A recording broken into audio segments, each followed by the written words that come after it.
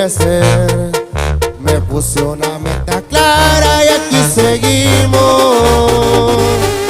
No crean que estuvo pelada, pues le sufrimos.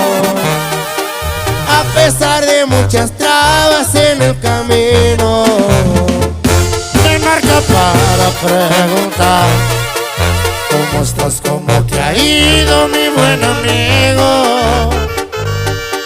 Esos que nunca se han enrolado conmigo,